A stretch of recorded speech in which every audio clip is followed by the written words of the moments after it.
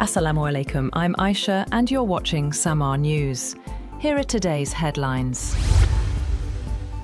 US President Donald Trump says Iran faces a deadline to reopen the Strait of Hormuz or risk major strikes. In an interview, he warned that failure to act by Tuesday evening could lead to attacks on power plants and bridges. Trump later reinforced the message with a social media post referencing the deadline, without additional details. However, Trump also said there is a good chance of reaching a deal with Iran as negotiations continue ahead of a key deadline. In an interview, he warned that if no agreement is reached, the US could escalate militarily and target Iranian infrastructure, including oil assets. Trump also suggested Washington could move to take control of Iranian oil, while talks proceed over reopening the Strait of Hormuz.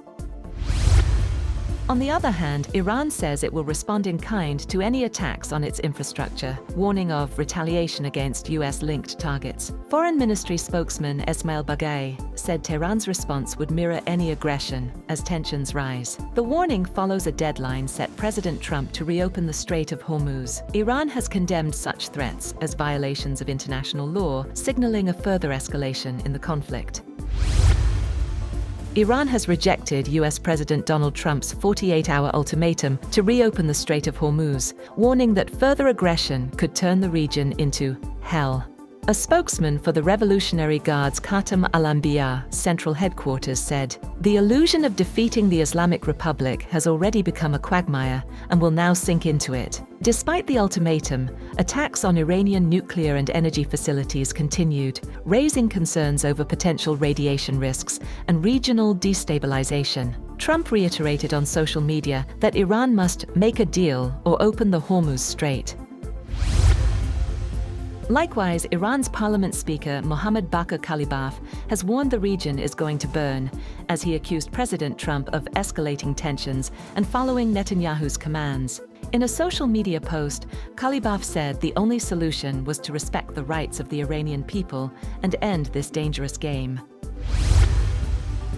Meanwhile, Russia has called on the United States to abandon what it described as ultimatum-driven language and move back to negotiations. The statement followed talks between Foreign Minister Sergei Lavrov and Iran's Abbas Araghchi. Moscow hopes efforts to ease tensions in the Iran conflict will succeed. It also warned against actions that could undermine diplomatic efforts as the crisis continues to escalate.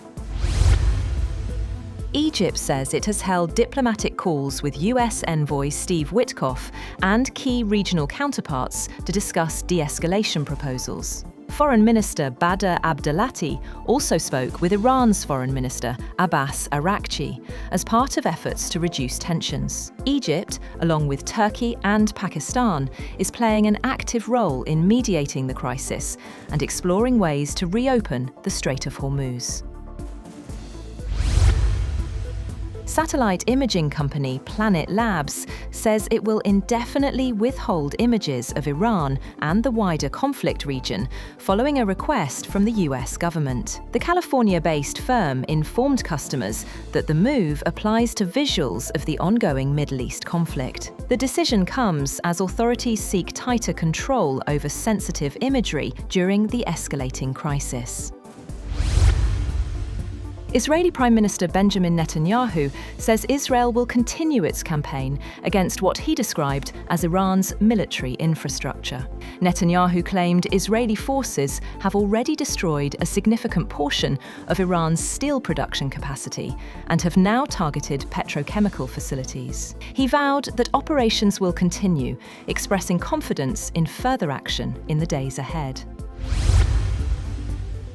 At least 11 people were killed in 2 separate Israeli airstrikes in Lebanon on Easter Sunday. According to Lebanon's health ministry, an Israeli airstrike on Fahata killed 7 people, including a child. Another strike in Beirut killed 4 and injured dozens as attacks hit multiple areas of the capital. The strikes followed evacuation warnings and came as Lebanon marked Easter, turning it into one of the deadliest days since the conflict began.